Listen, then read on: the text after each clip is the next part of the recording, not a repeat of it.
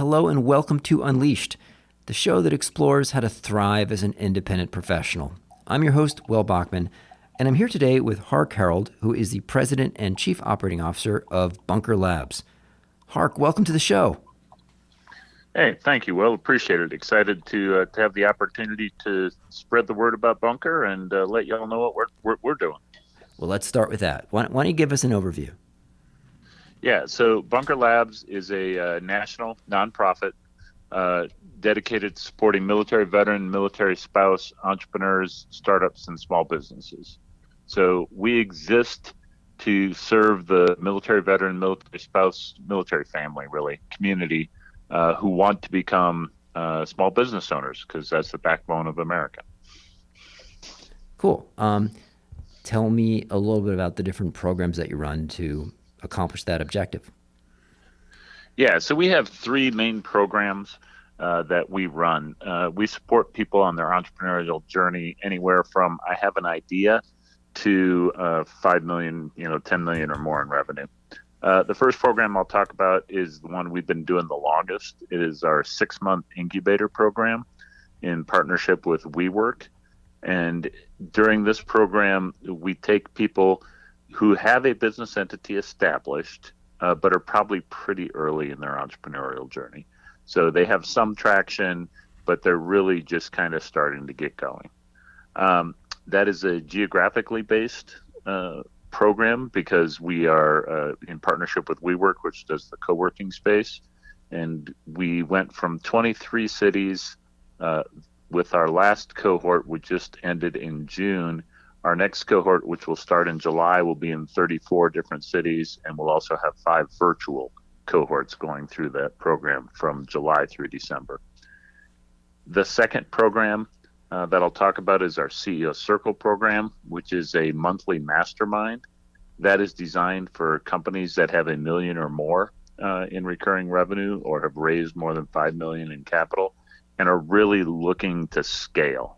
So they're much farther along their entrepreneurial journey. That program is a 12-month program where the cohort meets monthly. 9 of those meetings are virtual, with the other 4 being actual in-person fly-in forums. And that program we just relaunched this past November in partnership with JP Morgan Chase. We had 43 companies are in the current cohort, and we're looking to double that for our next cohort, which will again start in November. The applications are actually open for that right now. If you go to our website, bunkerlabs.org, look under programs, you can have people who can apply for that currently. The third program we have is our ambassador program, which is a fellowship for our volunteers who are in the different cities running the Veterans in Residence program and supporting the Veterans in Residence. This is designed to really help them, number one, grow their business. Most of them are entrepreneurs themselves, but also help them learn how to become ecosystem builders, how to support the entrepreneurs in the VIR program, the Veterans in Residence, and also to bring the local community in to support the people in that program.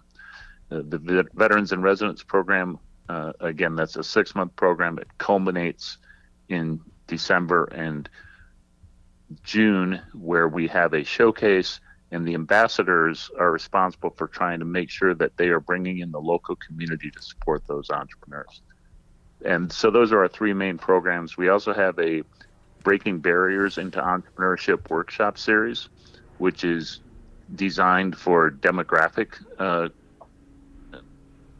underrepresented entrepreneurial, such as we have a Black Entrepreneur Workshop Series, a Hispanic Entrepreneur Workshop Series, Female Entrepreneur Workshop Series, and Asian American Entrepreneur Workshop Series. And that's really designed to help those companies make sure they're ready for the Veterans in Residence program. Fantastic. Let's dive into these a little bit deeper. So for that first one, the 6-month incubator, the Veterans in Residence. So give me a little bit more detail. So what is there a fee for that? What's the fee, and what is the kind of content of it? Is there like weekly sessions or coaching or mentoring, or just give us a little bit more details on that one? Yeah, so all of our programs are offered at no cost to the participants, number one. The CEO Circle participants, they do cover their own travel costs to the fly-in forums, but we Bunker Labs do not charge any of our participants for being in our programs. The veterans in residence, yeah, you apply for the program. They're selected. We'll select 8 to 10 cohort or members per location. They then meet weekly with the ambassador, who will help facilitate the weekly meetings, where it's a peer facilitated peer support structure with some content as well. So we will have monthly masterminds on a specific topic that is of interest to the people in that cohort. And then the local ambassadors also will bring in experts in whatever field is of interest to the cohort participants. So if the cohort participants say, I'd really like to understand debt financing better, we look for the local ambassador to find those resources and bring them in to support the cohort members in the VIR cohort members. If they don't have the access to those resources, then they turn to our staff and we can help them find those resources. So it's all about supporting the entrepreneurs who are going through this program. Go ahead. And what are some of the topics? You said there's some, like, it sounds like there's some kind of package type topics that maybe get used across the different locations. What are some of the more common and more popular topics? Yeah, it could be social media. It could be marketing. It could be, what's the right business entity if I want to set my company up for acquisition down the road. It really depends on what the cohort members are. And because the Veterans in Residence program is geographically based, it is industry agnostic. And what that means is in the same cohort, we'll have people who have a patchmaking business with a farmer, with somebody working on a tech product, with somebody working on government contracting. And what we found, because of the diversity of perspective within the cohort themselves, it brings different viewpoints into the conversations and enables for a more robust, well-rounded experience for our participants. You mentioned a few different possible types of business. Have you done kind of some kind of survey or overall look? Can you give us a sense of either percentage-wise or just what are the top kind of 5 or 10 most common types of business that participants are doing? Yeah, a lot of them are independent consultants, actually. They are either management or they're providing some sort of, business consulting. The others are anywhere from tech, IT, and health. And then nonprofits is actually, we have a fair number of people who are interested and have started a nonprofit or have a nonprofit and are trying to grow it. Cool. Given that the programs are free for the veterans, where's your funding coming from? Yeah, we are different from most nonprofits. We are largely corporate funded, which is a different strategy from most nonprofits, which has its pros and cons. Our big partners are JP Morgan Chase, USAA, PwC, to mention just a few of them. And we have partnerships with them. So we look to partner with our funders, especially with those corporate types of funders, so that we can involve their employees and their resources and bring those to bear to help the participants. So the easiest example is JP Morgan Chase with the CEO Circle program. Their commercial bank is very involved, very supportive. They participate in the monthly forums. They will host the 4-time-a-year fly-in forums, the in-person forums. So those are the types of partnerships we look for. We also do have smaller funders and do take individual donations. And those, of course, help us as we're continuing to expand our reach and impact across the U.S. I get it. So for JP Morgan Chase, they're beyond just purely reputational benefits. They're also kind of getting access to some potential, customers, right, who might take out corporate loans or want to do their business checking, et cetera, or get credit cards, et cetera, for their firms. Yeah, potentially yes. But I must say, we have not found that to be their driving rationale.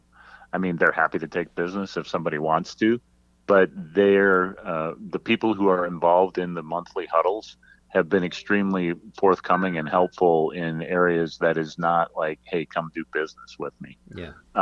It is very much hey, for instance, a company says, I'm looking at an acquisition or at being acquired. What should I be looking for? Can I get some advice? And JP Morgan will utilize their network to find somebody who can talk about that, regardless of whether that person goes through JP Morgan or not. Now, like I said, if participants want to, of course, that's a great added bonus, but that's not really the driver for why they're doing it. No, that's fantastic. Um, so with the CEO circle, that's and by the way, I guess one other question, you said you partner with WeWork, so and there's no cost. So as part of this, do the veterans and residents get to kind of have like a 6-month WeWork, setup, office setup as part of the deal? Yeah, so WeWork, the partnership we have with WeWork is for the participants in the program during the 6 months they're in the program, they get what is called a WeWork All Access Pass, which enables them to come into any WeWork and utilize the hot desk space. They also are able to do printing, to reserve conference rooms while they're in the program. And WeWork then also provides additional support for our ambassadors who are out in the field where there are WeWork locations. Yeah, that's awesome. That's a pretty good deal. I think that's retailing. That's like normally like $300 a month or something to get that Yes, WeWork All absolutely. Access, and that is a handy thing to have if you're traveling around and you want to have like in-person meetings or something somewhere, and you don't want to do it at your hotel room or Starbucks or whatever. Um, Exactly. And it also gives you a business address you can mm, use. That's a physical, location if you don't want to have things sent to your home, or if mm. you want to have the look from the outside of a more fully developed company. So yeah, it's an amazing partnership with WeWork. They also provide our ambassadors with a 1 or 2 person office. So there is an actual physical office space for our ambassadors, but the cohort participants get that all access. Oh, that's pretty nice. Um, let's talk a little bit more about the CEO circle, these mastermind groups. That's, I think, something that people could find. I can really see how that could be valuable. Uh, and you said, I think that to get into that, the CEO, the business has to be doing at least 1 million revenue per year. You said, or was that per month or per year to get into that? Yeah, so it's a million or more in revenue per year. Per year, okay. Um, and that is so we partnered with JP Morgan Chase again. We relaunched this program, or we launched it in partnership with JP this past November. And initially, the requirement that we were looking for was 5 million or more in revenue, Mm-hmm. and so that was kind of our pilot test case this last year. And it's been so successful and so impactful that we're like, hey, how do we expand the aperture here? Mm-hmm. Because they do have to be, and they also have to be veteran owned. So for this next cohort, which is the applications are open now, it is 1 million or more in revenue as opposed to 5. And we've also opened it up to military spouse owned companies. So really trying to make sure that we're hitting all the different areas and enabling as many people as we can to enter into the program. What have you learned about how to run a successful mastermind program? Yeah, that what we've learned over the past years, and Todd Connor was the founder of Bunker Labs. He's still with the organization, though he's moved on to some other things as well. But Todd was he's a very skilled facilitator, and he developed the process that we use.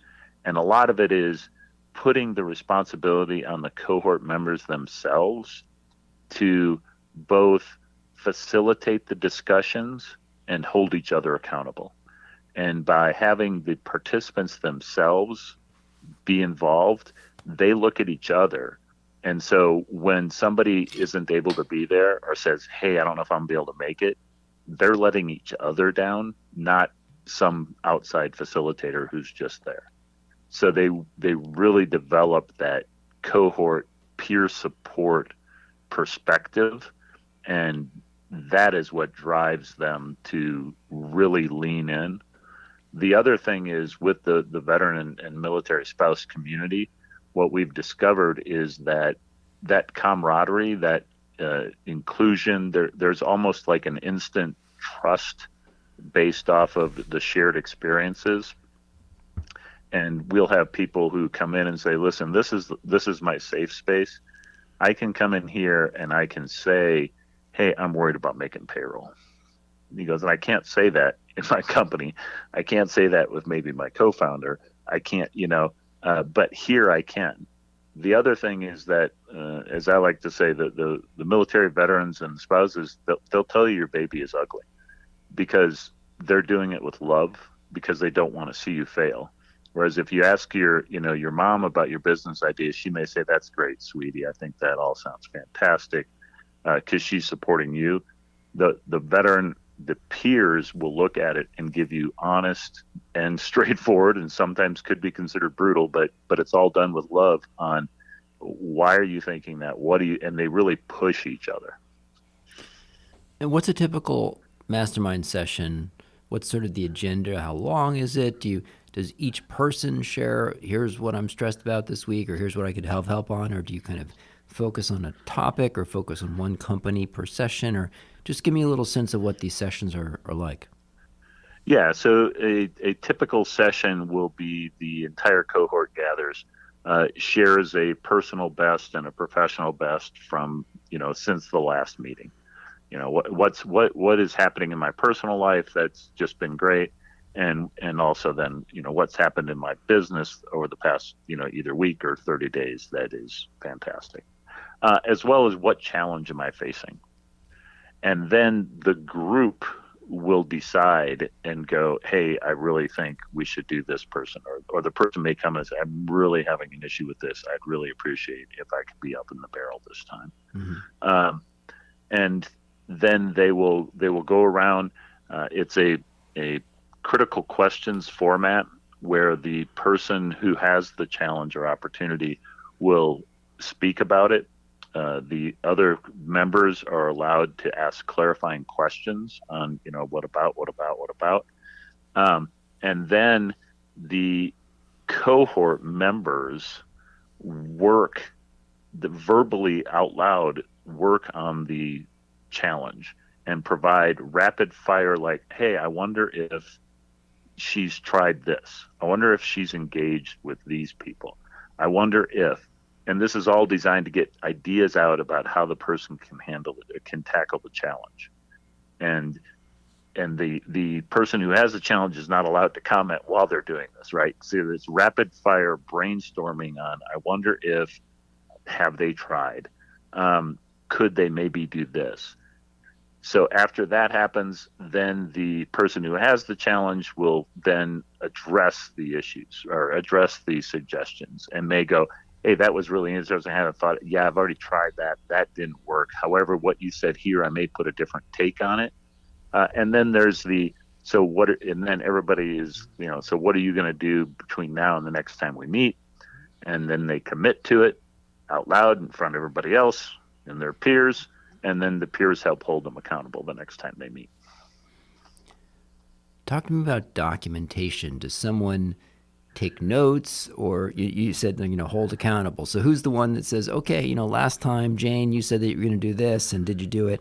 Is there some kind of record keeping, or here's the minutes, or something like that?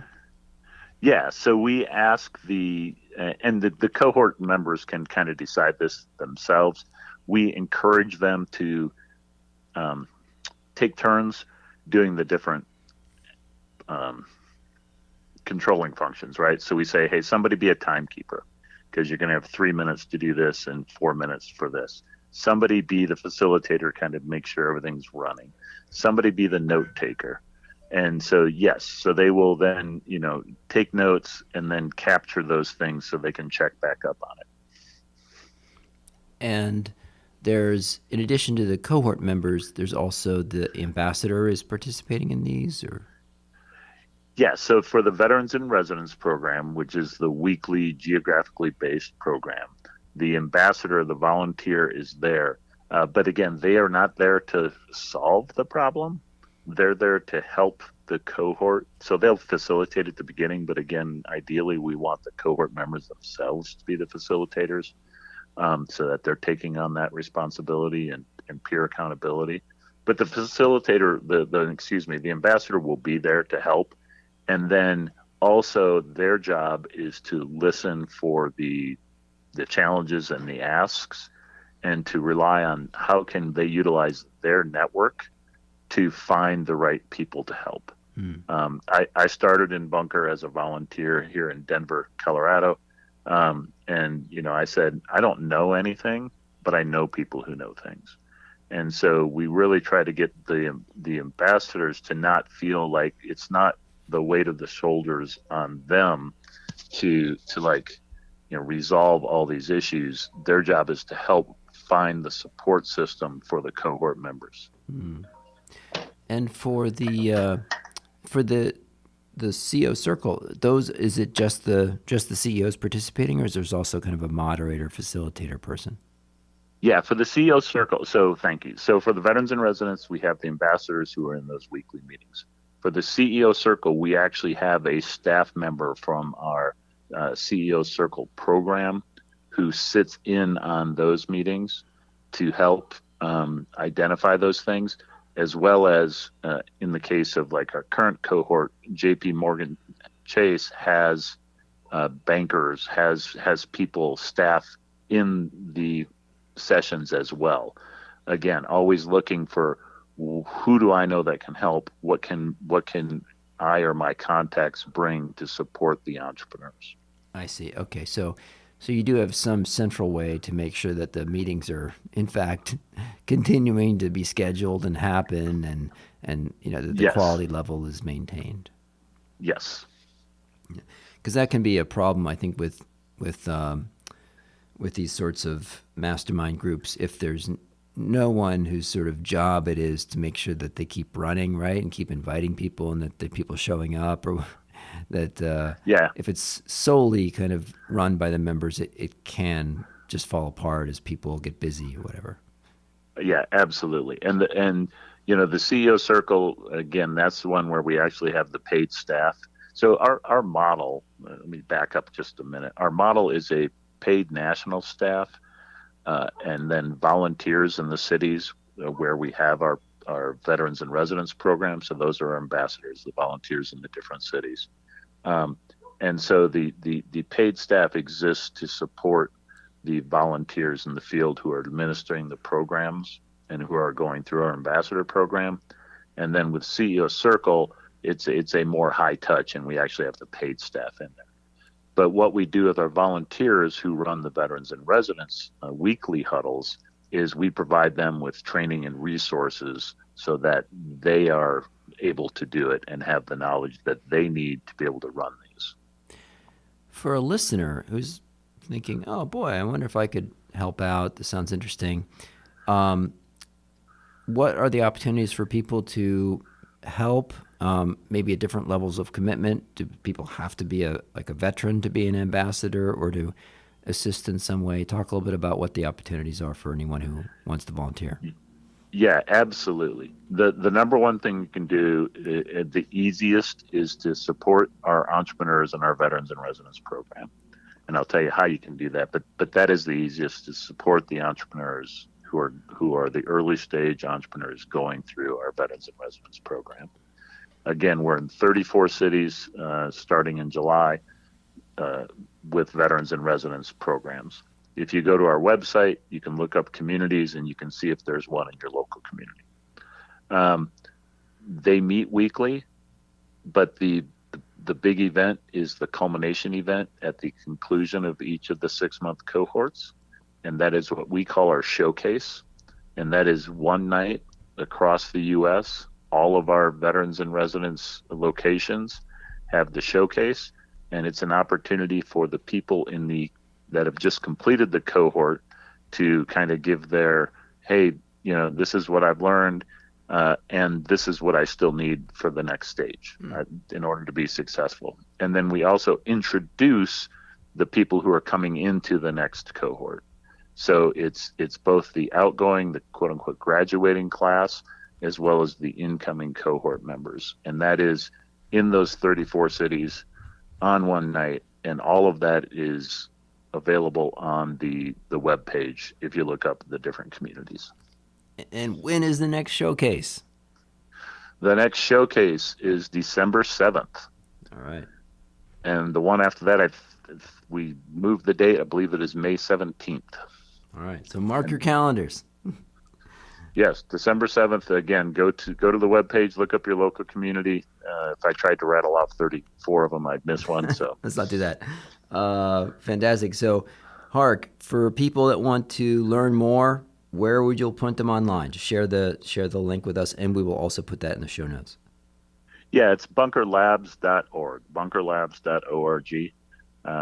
We've been around since about 2014. Had to pivot like a lot of other organizations during COVID, and have emerged out of that stronger than ever before and delivering more impact to the military veteran, military spouse entrepreneurial community.